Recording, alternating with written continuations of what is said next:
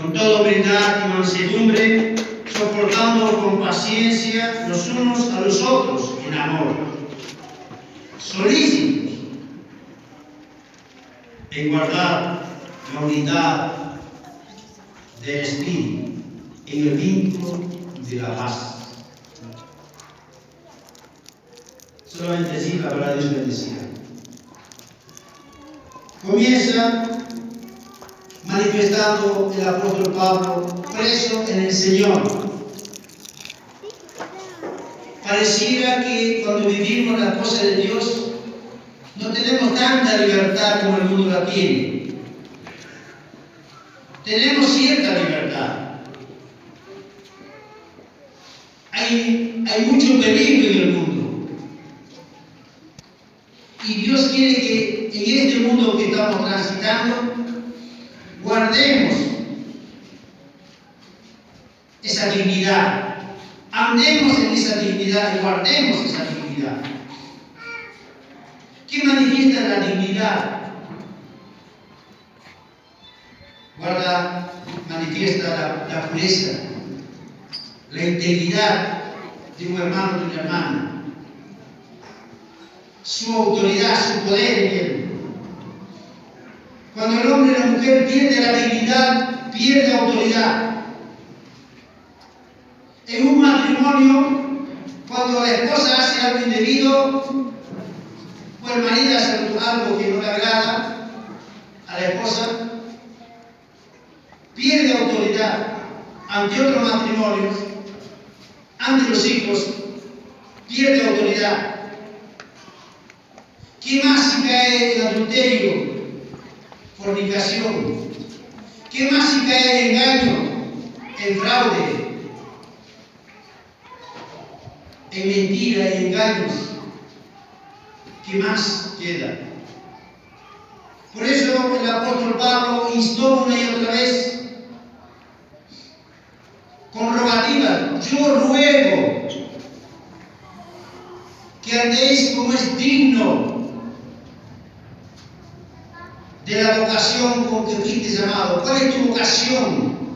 Cada uno de nosotros tiene una vocación, un oficio, un desarrollo en la parte secular. En el caso nuestro, mi esposa y yo estamos dedicados tiempo completo a la obra de Dios a partir del año 2013. Pero antes de eso tenía otra vocación. Me dedicaba a la parte de la construcción. Dios sigue manifestándonos. Fuiste llamados a una vocación, a un oficio, a una tarea en la iglesia. Tú fuiste llamado por Dios. Por eso somos parte de la iglesia, porque fuimos llamados por Dios. Miremos aquí en esta porción de la palabra de Dios, Efesios 1, versículo 3. Las bendiciones que hay en la unidad. Dice el apóstol Pablo en estos escritos tan simples: bendito sea el Dios y Padre de nuestro Señor Jesucristo, que nos bendijo con toda bendición espiritual. Escucha, hermano, bendición espiritual en los lugares celestiales en Cristo. Bendiciones espirituales, pero todo en Cristo. Nada fuera de Cristo es bendición. Y luego dice el 4: según nos escogió en Él, en Cristo, antes de la fundación del mundo, para que fuésemos santos, sin mancha, delante de Él. Propósito maravilloso tiene el Señor para cada uno de nosotros. Fuimos escogidos, tú y yo, por Dios, de tantas millones de personas en el mundo. Eres privilegiado porque has sido escogido por Dios. Y Dios ya lo había pensado, yo no lo sabía. Cuando pasó un año, 2 años, y mirando la escritura, la palabra, encuentro esta enseñanza, esta expresión, este mensaje de Dios, quedé impactado, porque dice, según nos escogió en Él, en Cristo, antes que el mundo fuera, antes que existiera el sistema. Y yo no lo sabía. Y cuando lo supe me puse tan contento que empecé a escudriñar más, a buscar de cerca más, hermano. Y guardar esto del tema de la unidad. La unidad es preciosa. Es fundamental en todo matrimonio, en todo hogar. Las pocas cosas que aprendimos en nuestra vida cristiana es, mi esposa y yo, todos los lunes y los viernes nos sentamos alrededor de la mesa de nuestros hijos pequeños. Fueron creciendo, ya son adolescentes, siguen sentados alrededor de la mesa lunes y viernes. Ya son jóvenes, mayores de 17 años, nos sentamos alrededor de la mesa. Ya están en la universidad, nos sentamos alrededor de la mesa. Terminaron sus estudios, todavía se sientan alrededor de la mesa cuando ya son casados, ya son padres, madres. Seguimos con la unidad. La unidad, hermanos, es muy importante. Vamos a ver una ilustración de la unidad. ¿Cómo puede ser carente? ¿Cómo se puede descuidar esa unidad? Tenemos el ejemplo, Lucas capítulo 15. Vamos allí, luego vamos a ver otros pasajes. Lucas capítulo 15, muy conocidísimo, muy predicado personalmente por mí en muchos lugares, porque este es uno de los pasajes que conocí cuando era católico y enseñaba a los jóvenes en cursillo de cristiandad cuando era laico, y también llevaba la palabra de Dios, la misa en la cárcel de la unidad de penitenciaria de Luqueo. Esto es todo cuando era muchacho joven. Dice aquí la palabra de Dios, versículo 11. También puso una parábola, un hombre tenía 2 hijos. El menor de ellos le dijo a su padre: Padre, dame la parte de los bienes que me corresponde. Y le repartió los bienes. ¿Escuchó, hermano?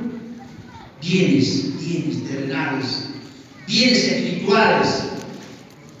Un padre tiene 2 hijos, obediente y desobediente. ¿En qué lugar te encuentras si tú eres hijo o hija de Dios? Miren lo que pasó con el versículo 13. No muchos días después, juntándolo todo, el hijo menor se fue lejos a una provincia apartada, y así desperdició sus bienes viviendo perdidamente.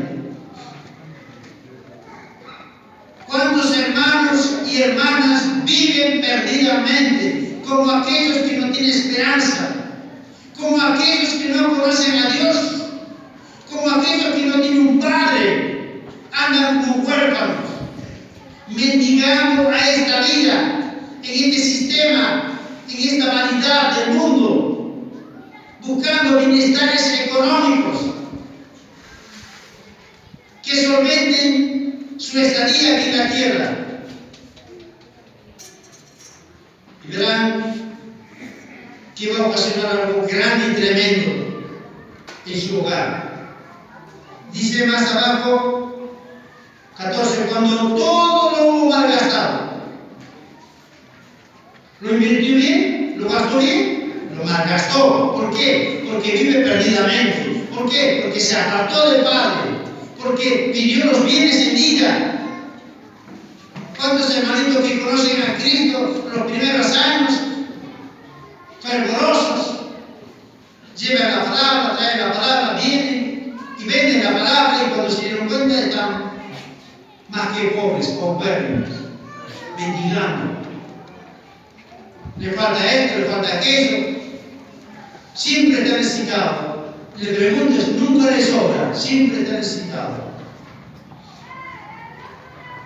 Los hijos de Dios vivimos muchas veces en momentos difíciles, pero vivimos de triunfo en triunfo, de gloria en gloria. Así debe ser nuestra vida, porque estamos unidos al Señor y el Señor brega nuestras almas. Él se ocupa de nosotros. Él nos da los bienes terrenales, bienes espirituales, y eso son más que suficientes, porque los bienes terrenales son de Dios. Cielo en la tierra, todo es de mi Padre, y lo da a quien quiere y como él quiere, lo reparte los bienes. Como verán ustedes, comenzó, miren lo que dice el versículo 14, cuando todo lo hubo malgastado. A veces que hay hermanos que invierten mal sus billetes, lo invierten mal en bienestares de este mundo, tener bienestares aquí en la tierra.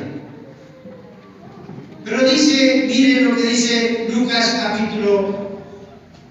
capítulo 9.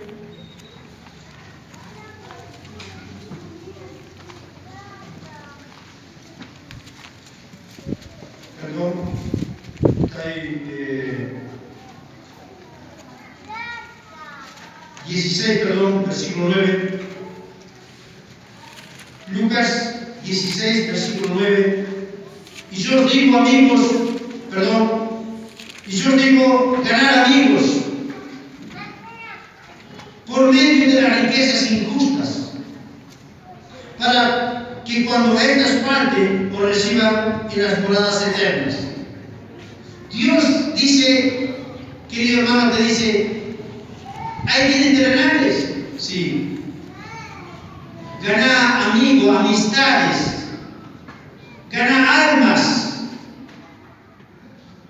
Que esas riquezas injustas sean para ganar almas.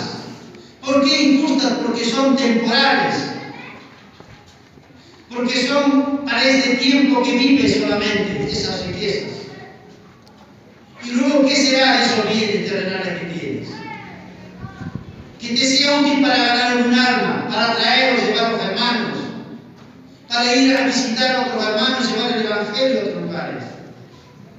Ganen almas, pero veamos nuevamente este pasaje que estamos mirando, capítulo 15 de Lucas, el hijo que prodiga. Y dice en este versículo 14, cuando todo lo hubo malgastado, vino una gran hambre en aquella provincia y comenzó a faltarle. Y fue y se arrimó a uno de los ciudadanos de aquella tierra, el cual envió a su hacienda para que apacentase cerdos. Apacentar, apaciguar, tranquilizar los cerdos.